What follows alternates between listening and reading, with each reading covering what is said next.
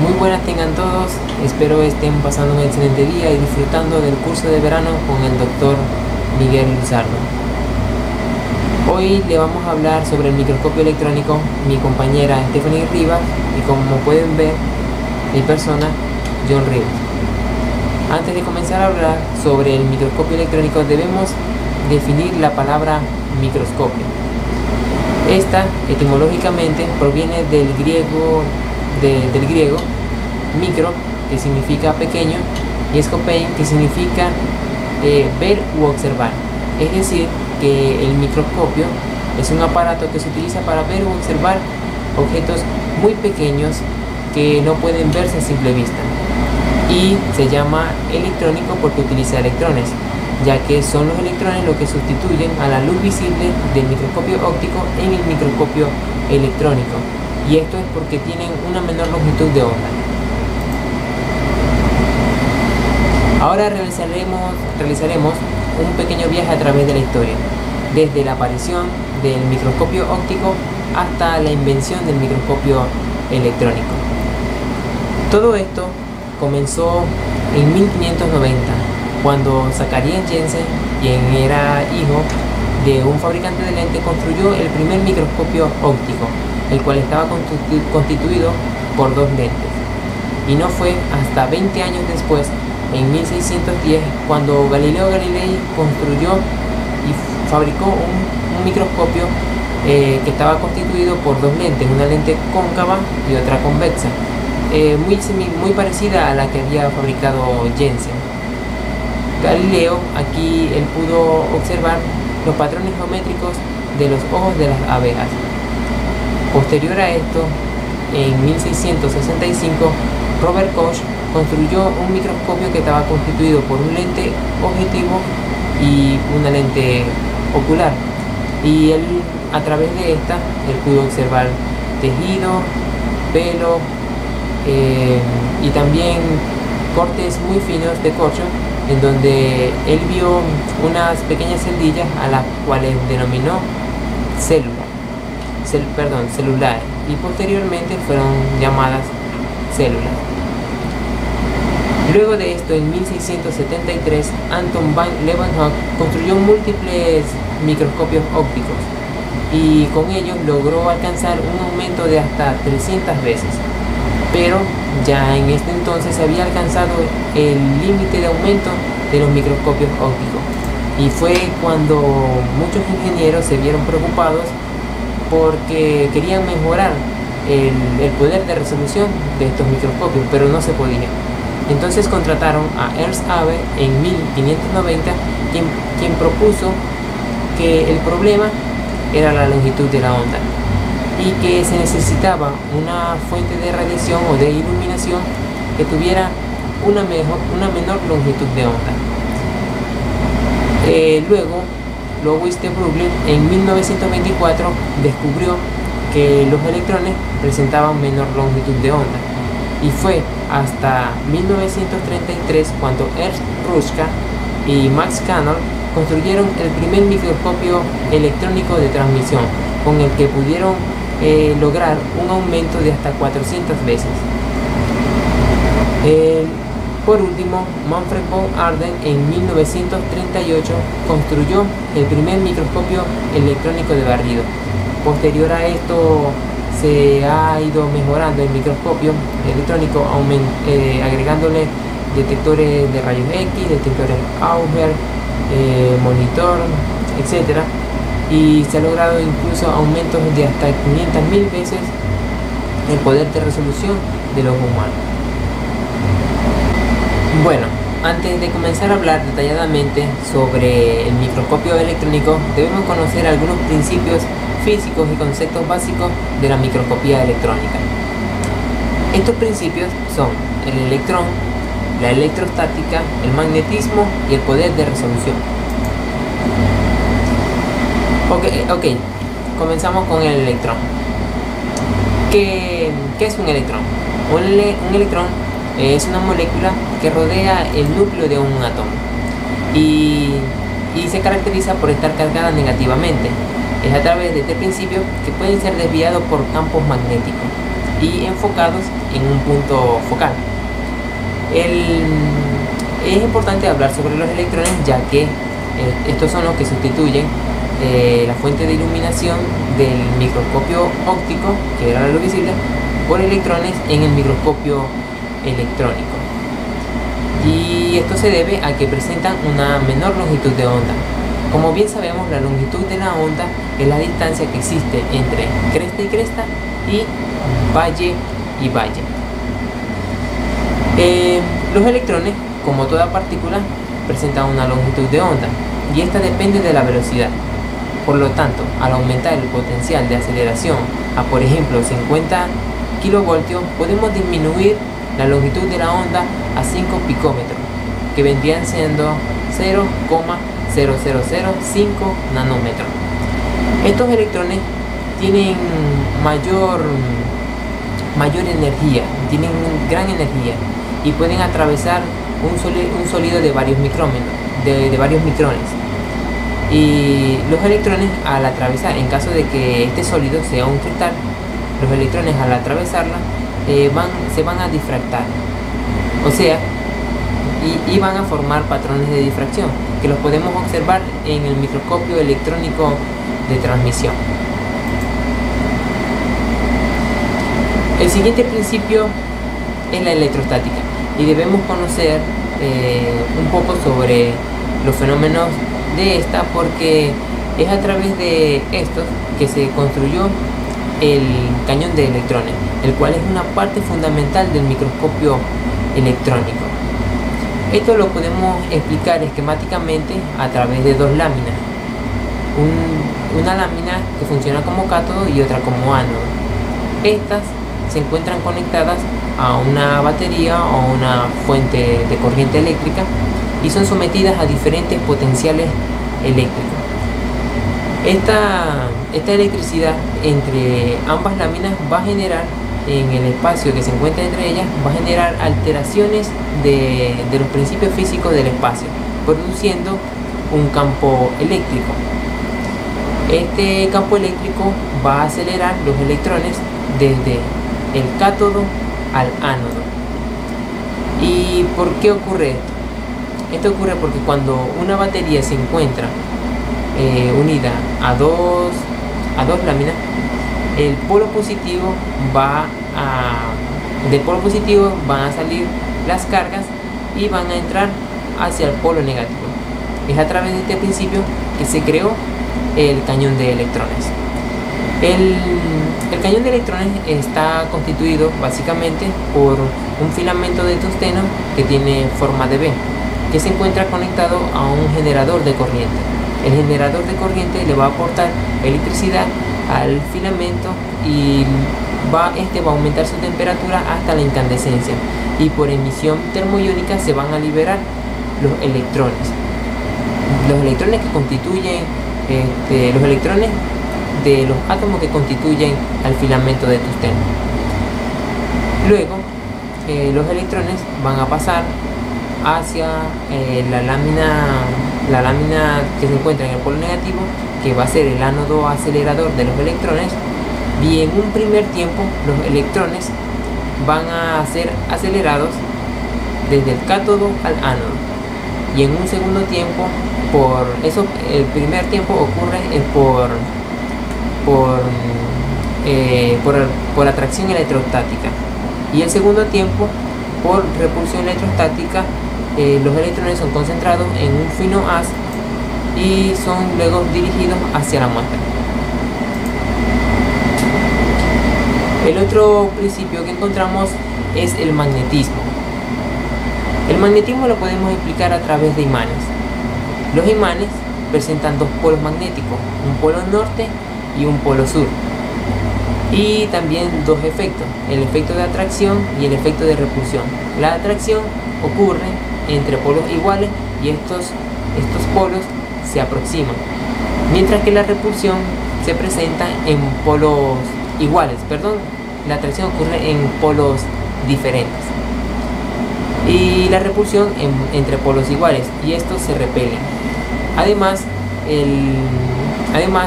los imanes tienen un campo magnético ellos pueden generar su propio campo magnético, y es a través de este principio que se crearon las lentes electromagnéticas. Pero en microscopía electrónica se utilizan imanes con mayor fuerza y son conocidos como electroimanes, que básicamente estos electroimanes están constituidos por una bobina o un solenoide que está formado por un filamento de cobre enrollado muchas veces, que se encuentra conectado a una batería o a una fuente de carga eléctrica, y también está constituido por imanes, que son los que van a crear el efecto magnético. A estos electroimanes en microscopía electrónica se le conocen como lentes electromagnéticas.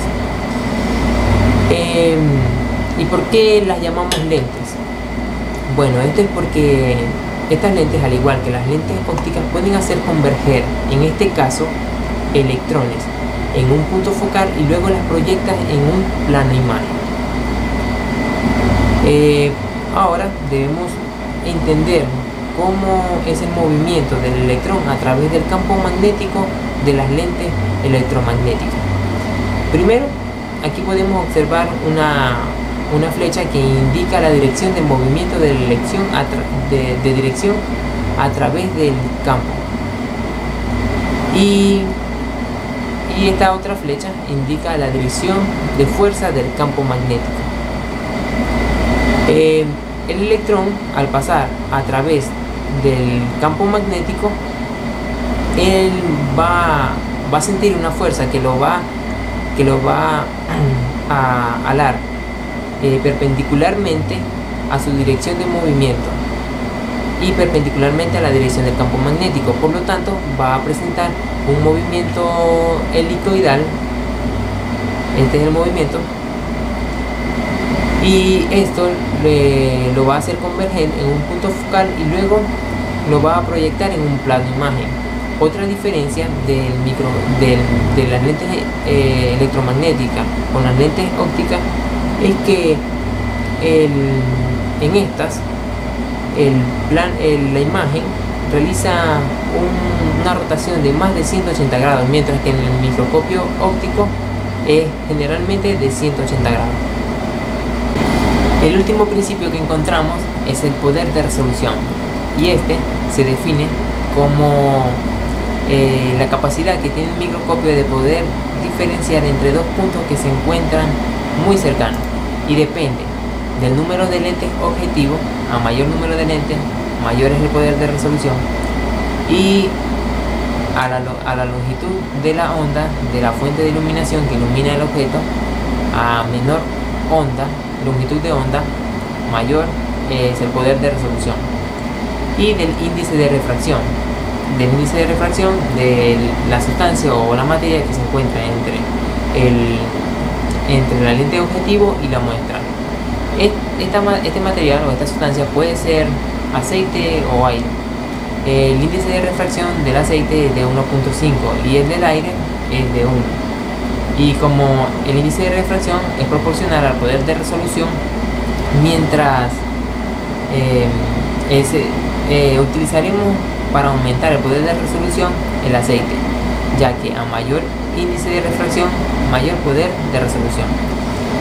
Pero este también tiene un límite y se conoce como límite de resolución, que es la distancia mínima a la que se pueden observar como diferentes dos puntos.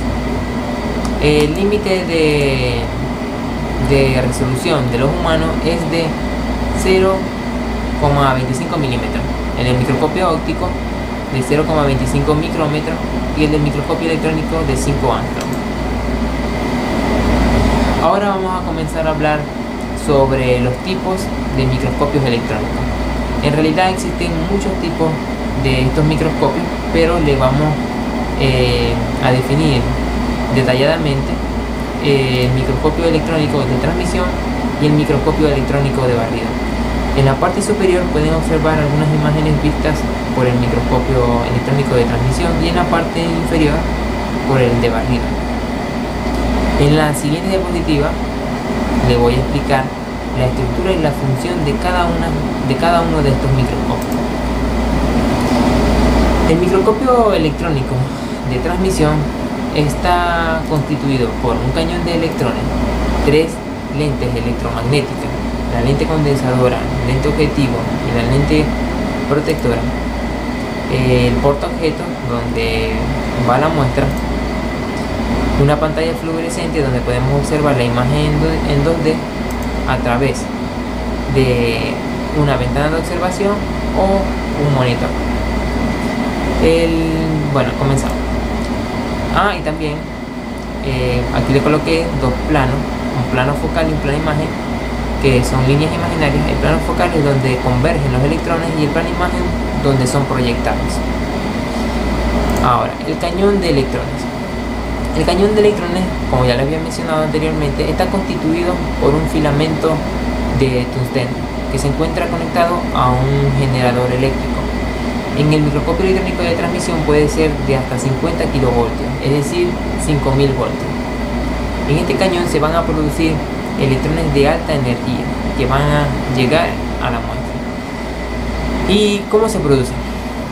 Esto puede ser a través de dos procesos. Uno es por emisión termoiónica, en donde el filamento de tungsteno es calentado a alta temperatura y los electrones que lo constituyen son liberados de sus átomos, formando una nube de electrones que luego será enviado a la muestra. Esta es una forma.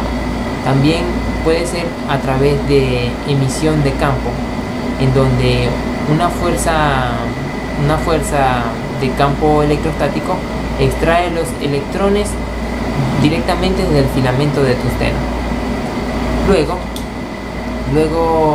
estos se dirigen al ánodo acelerador de los electrones, que como su nombre lo indica, acelera los electrones y los envía a través de esto desde el cátodo al ánodo y pasan a la lente condensadora. La lente condensadora se encarga de concentrar los electrones y los envía hacia la muestra. En realidad pueden existir dos lentes condensadoras y aumentar así el poder de resolución. Cuando los electrones llegan a la muestra pueden ocurrir dos eventos. Uno es que sean absorbidos por la muestra y otro es que la atraviesen y lleguen a la pantalla fluorescente.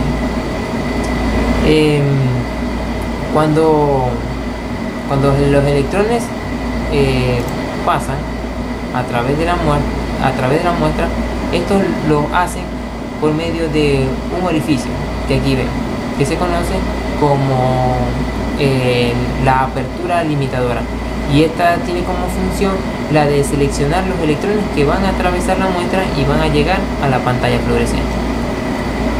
Después los electrones viajan a través del lente objetivo, que se encarga de ampliar la imagen. Estos electrones convergen en el punto focal y son proyectados en el plano imagen. Luego atraviesan la siguiente lente, que es la lente protectora, y llegan hasta la pantalla fluorescente, donde son observados como imágenes en segunda dimensión. A través de, directamente el observador la puede ver a través de la ventana de observación, o pueden ser enviados como señales a un monitor y verse a través de esta. Dos puntos que debemos tener en cuenta es que las muestras tienen que ser ultra finas para que los electrones la puedan atravesar, y además la muestra tiene que estar bañada en un metal pesado, como por ejemplo el plomo, el osmio o el uranilo, pero el más utilizado es el oro. Estos plomos, estos metales pesados, actúan como tensiones en el microscopio óptico. La única diferencia es que aquí la vamos a observar en tonalidades de grises. Otro punto que debemos tener en cuenta es que dentro del microscopio electrónico debe existir un sistema de vacío que tiene que poseer presiones que van desde 10 a la menos 8 hasta 10 a la menos 9 pascal. ¿Y esto por qué? Porque de esa manera evitamos que los electrones durante su trayecto sean desviados por partículas que se encuentren en el aire.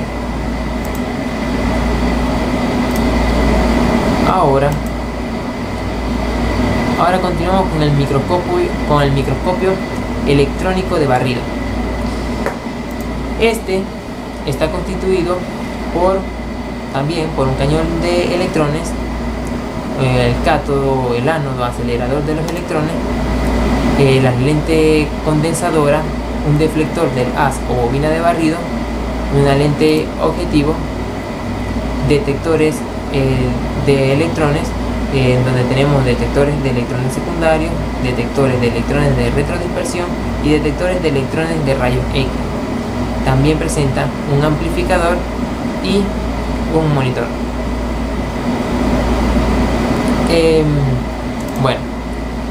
También el portaobjetos donde va la muestra. En el cañón de electrones, al igual que el anterior, se producen los electrones, y estos electrones son acelerados por el cátodo acelerador de los electrones, que, como su nombre lo indica, se encarga de acelerar los electrones desde el cátodo al ánodo. Luego esto ocurre a través del efecto electrostático. Luego estos pasan a la lente condensadora, que se encarga de concentrar los electrones y luego los envía al deflector del haz o bobina de barrido. Este tiene como función redireccionar el haz de electrones y los envía directamente a la muestra. Esto punto por punto y línea por línea, ya que esto se logra porque esta bobina de barrido se mantiene en constante movimiento y además tiene las mismas propiedades que las lentes electromagnéticas. Luego de que los electrones llegan a la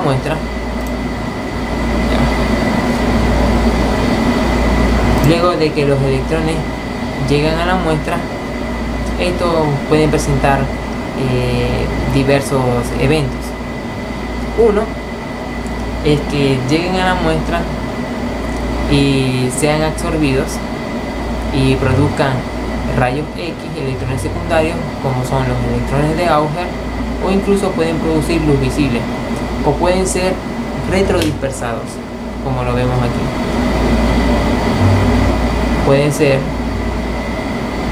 absorbidos y formar electrones de Auger, electrones secundarios, o pueden ser retrodispersados.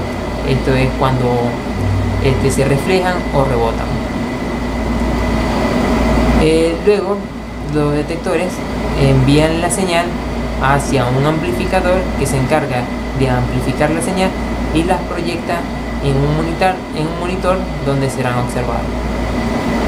Al igual que el microscopio electrónico de transmisión, necesita de un sistema de vacío, y aquí la muestra sí no necesariamente tiene que ser fina, ya que este proporciona imágenes solamente de la superficie de la superficie de la muestra y los presenta en el monitor en tercera dimensión,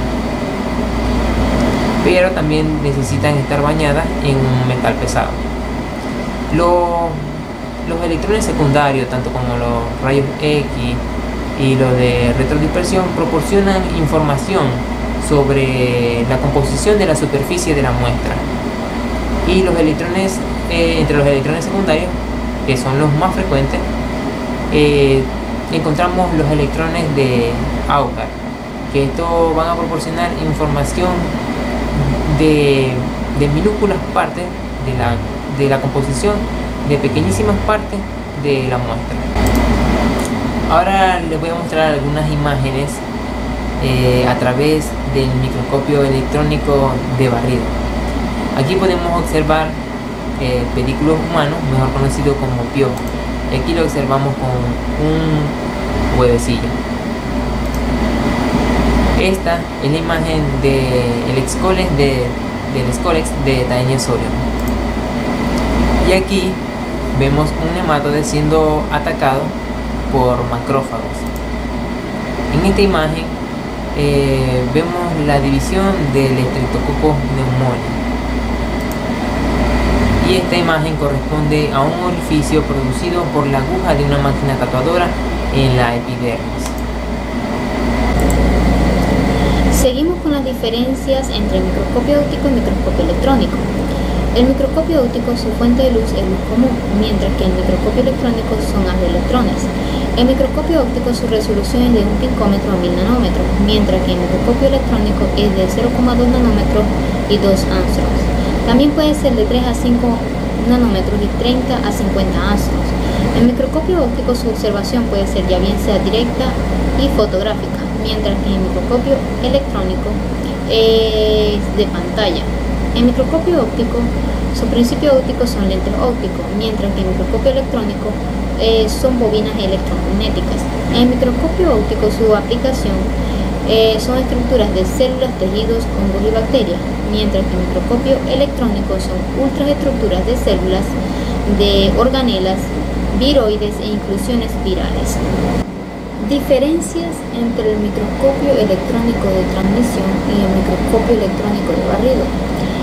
En el microscopio electrónico de transmisión se puede aumentar la imagen más de 200.000 veces, mientras que en el microscopio electrónico de barrido se aumenta la imagen más de 100.000 veces. En el microscopio electrónico de transmisión, las características de la imagen se va a formar de manera bidimensional, mientras que en el microscopio electrónico de barrido se va a formar de manera tridimensional. En el microscopio electrónico de transmisión, la formación de imagen se puede observar el patrón de difracción de la muestra, mientras que en el microscopio electrónico de barrido se puede formar la imagen con una amplia gama de señales, como lo que son los rayos X y electrones Auger. En el microscopio electrónico de transmisión, la característica de la muestra tiene que ser muy delgada y el mínimo grosor posible, ya que la imagen depende de la gran cantidad de luz que va a proyectar la muestra. En el microscopio electrónico de barrido, el grosor de la muestra no es un factor muy importante, y ambas en realidad se complementan. Ventajas y desventajas del microscopio electrónico. La ventaja del microscopio electrónico frente a un microscopio de luz es que son innumerables, pero entre las más importantes es su mayor poder de amplificación y su altísima resolución. Se observan con nitidez algunos detalles. El microscopio puede ser ya bien sea monocular o binocular. También entre las más destacadas se encuentra la posibilidad de realizar análisis bioquímicos y morfológicos de la muestra, pudiéndose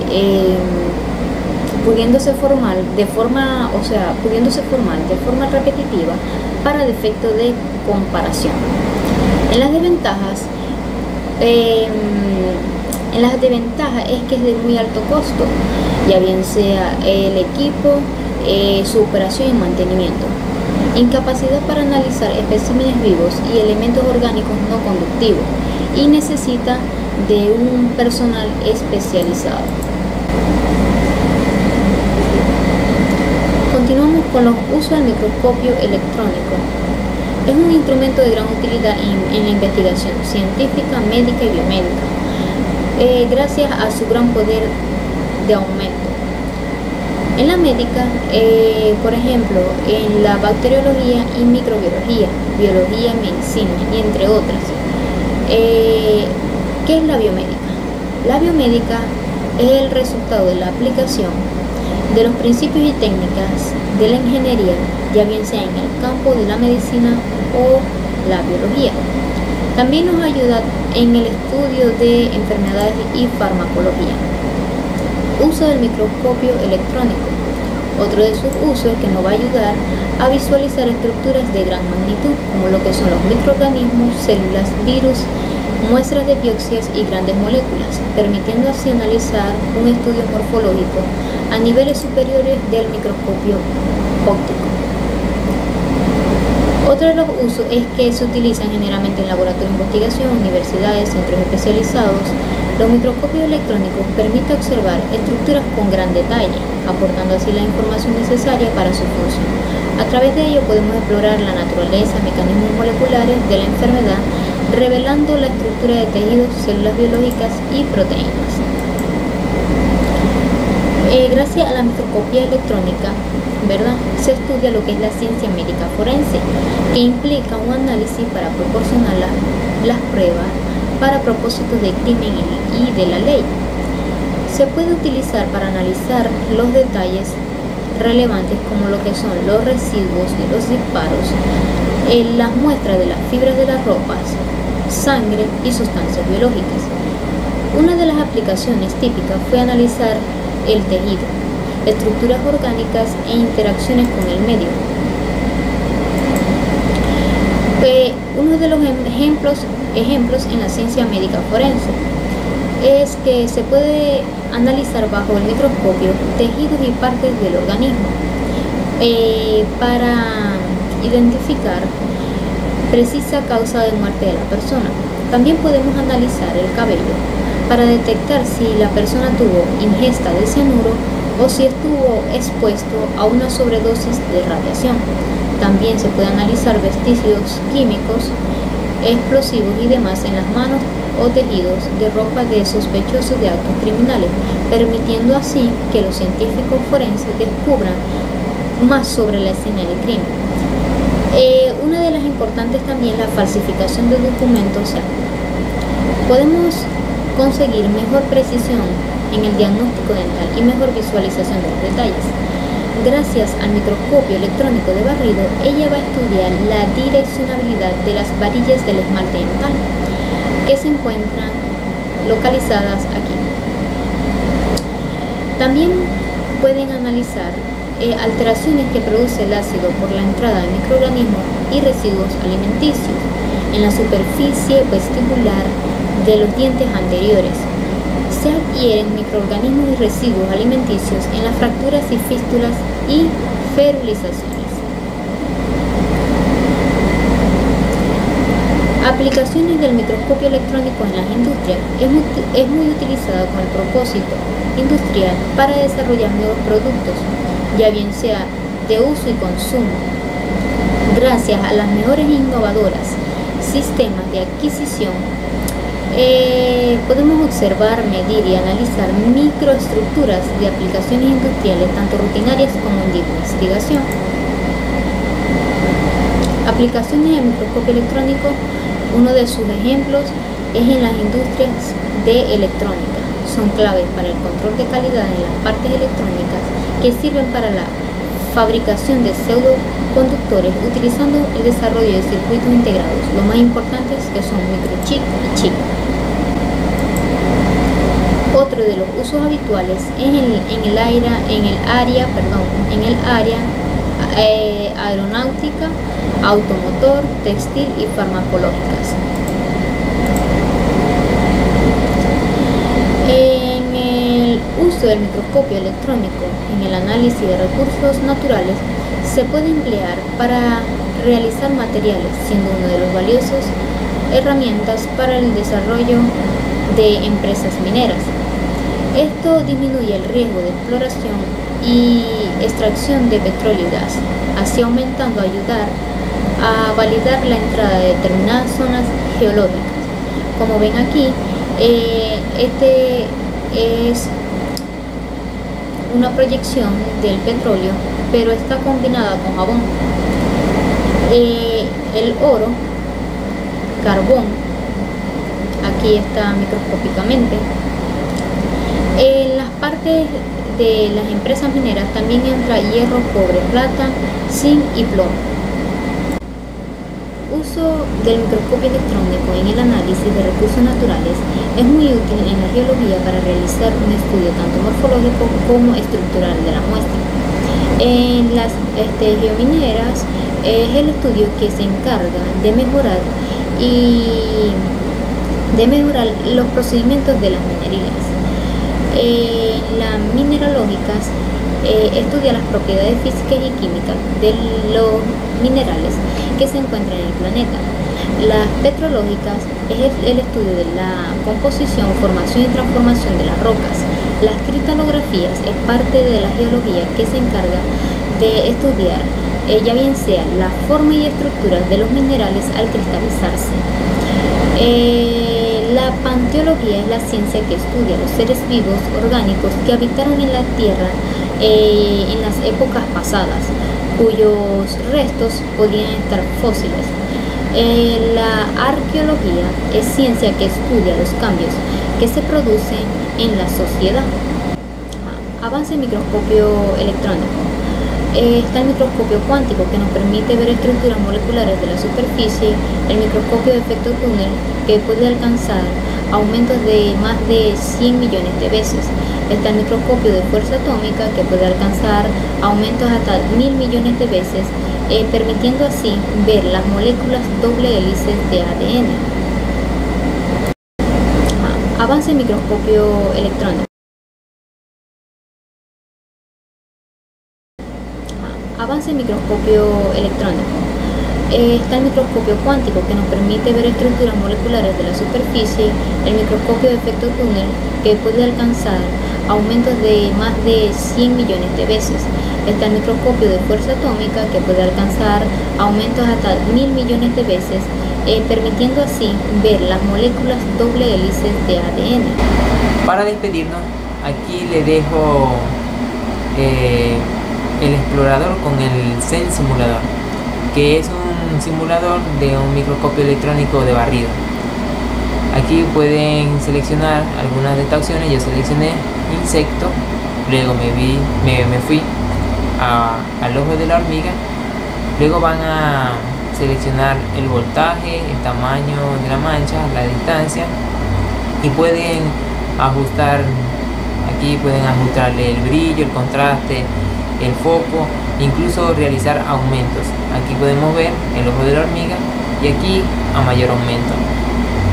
También la pueden imprimir. Aquí les dejo otras imágenes del microscopio electrónico y recuerden, nunca consideres el estudio como una obligación, sino como una oportunidad para penetrar en el bello y maravilloso mundo del saber. Espero la ponencia haya sido de su agrado y muchas gracias.